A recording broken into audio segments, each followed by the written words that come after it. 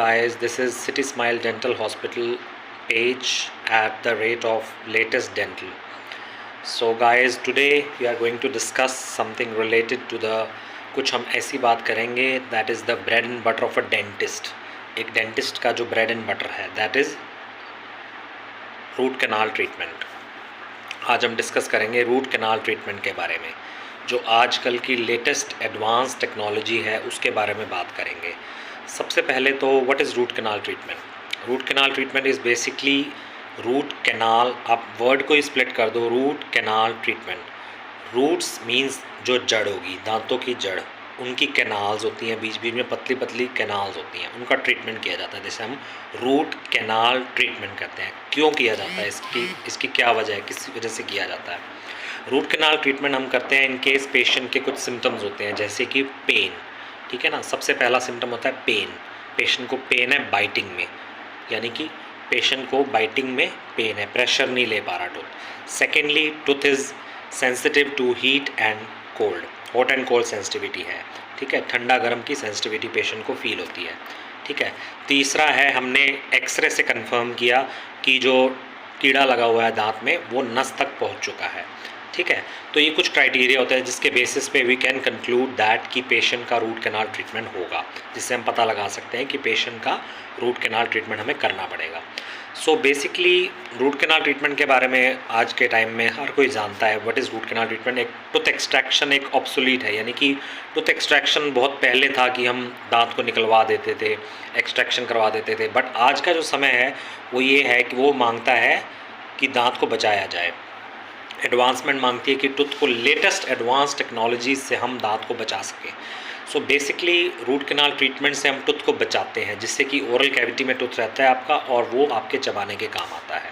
Secondly क्या है, अब हम इसमें कुछ हमारे पास मशीनरी आ गई हैं अब, जो कि रूट कैनाल ट्रीटमेंट में हमें हेल्प करती है. ठीक है, सबसे पहले हम क्या करते हैं रूट कैनाल ट्रीटमेंट में. बेसिकली रूट कैनाल ट्रीटमेंट में हम आपको कुछ शो करते हैं इमेज. ये आप देख सकते हैं, दिस इज़ अ टूथ.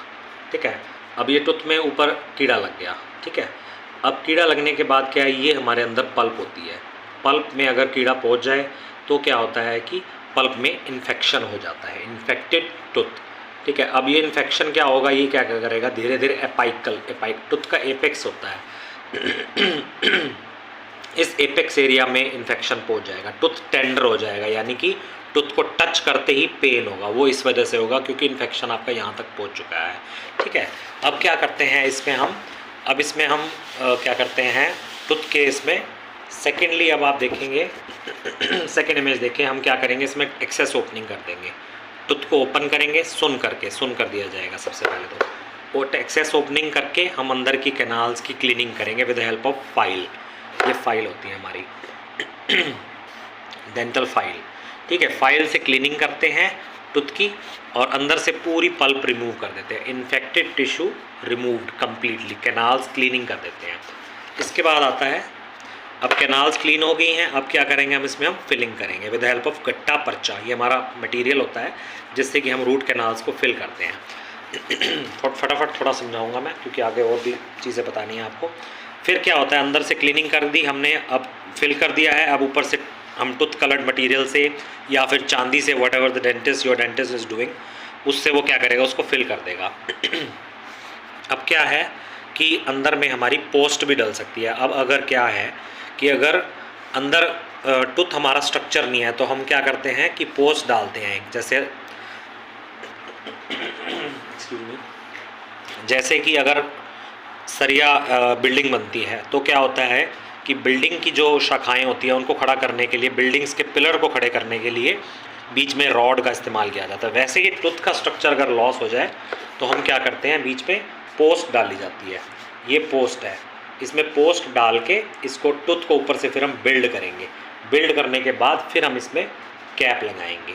ठीक है, ये कैप है हमारी टूथ की. तो ये basically this is the root canal treatment, RCT जिसे बोलते हैं. और साथ में RCT कराने के बाद कैप कराना क्यों ज़रूरी होता है, टूथ डिहाइड्रेट हो जाता है. डिहाइड्रेशन की वजह से टूथ के ब्रेकेज के, यानी कि टूथ के टूटने के चांसेस ज़्यादा बढ़ जाते हैं.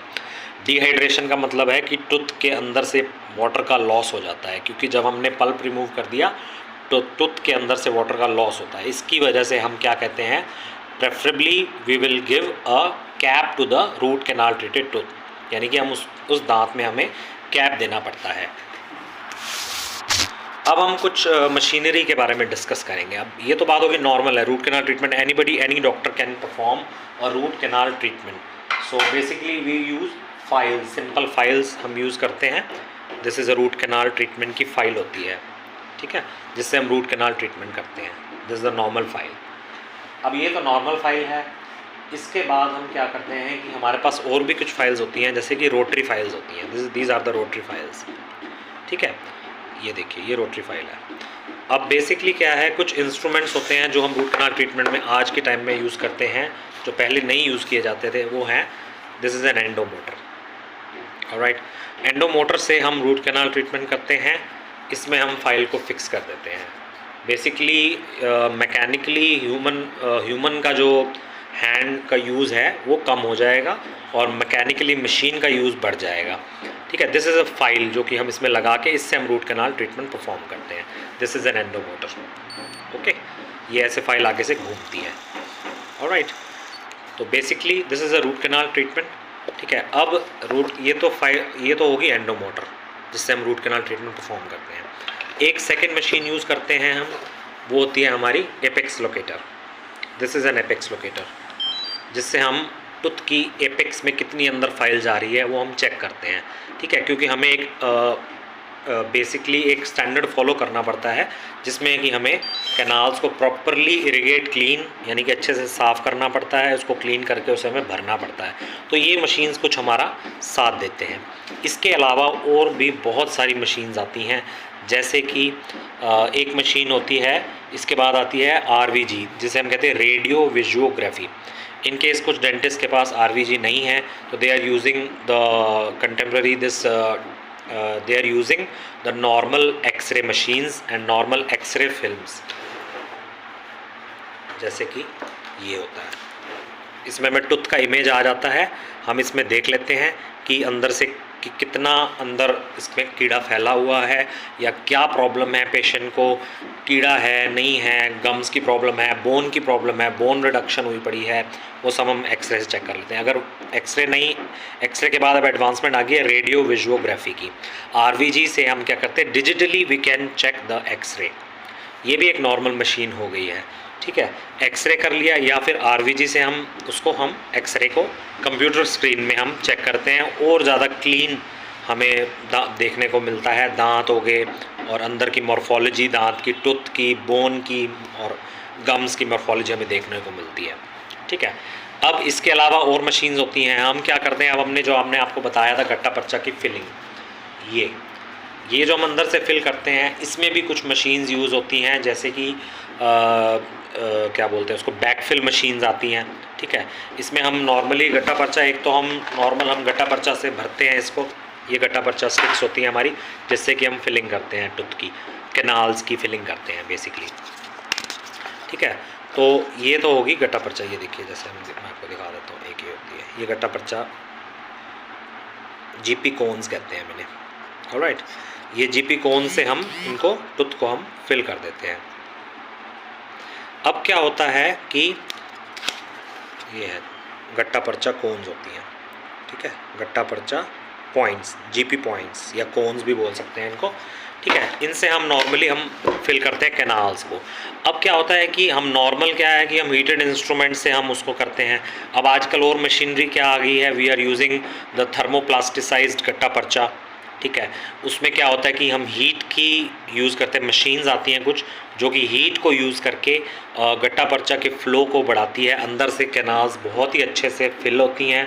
अगर हमने अच्छे से इरिगेशन करी है तो उस मशीन से अगर हम फिल करते हैं, बैकफिल मशीन्स, थर्मोप्लास्टिसाइज्ड गट्टा पर्चा मशीन्स, ठीक है, इनसे अगर हम फिल करते हैं तो बहुत ही अच्छे तरीके से हमारी रूट कैनाल्स फिल होती हैं।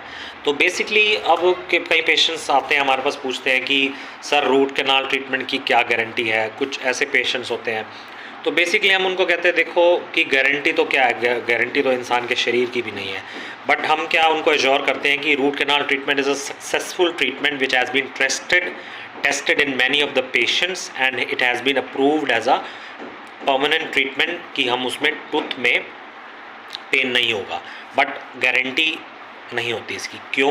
क्योंकि टूथ की मॉर्फोलॉजी बहुत डिफ़िकल्ट होती है। टूथ की मॉर्फोलॉजी है ना, जो अंदर से कैनाल पल्प की मॉर्फोलॉजी है, it is very complicated. Normal machine से वी आर एबल टू हम अचीव कर पाते हैं ज़्यादा से ज़्यादा मेरे हिसाब से 70-80% क्लीनिंग हो पाती है, चाहे हम कितनी अच्छी से अच्छी मशीन भी यूज़ करते हैं। Still we are left with 10% of the cleaning left, because the tooth morphology, अंदर की जो पल्प की कैनाल की मॉर्फोलॉजी होती है वो बहुत डिफ़िकल्ट होती है, जैसे कि आप इस इमेज में देख सकते हैं। ठीक है, अब क्या है, ये तो हो गया टूथ रूट कैनाल ट्रीटमेंट के बारे में। तो बेसिकली आज हमने इसी के बारे में डिस्कस करना था। कुछ क्वेश्चंस हों इसके बारे में तो आप ज़रूर कमेंट कर सकते हैं। Please like and subscribe my channel, please support me, thanks a lot.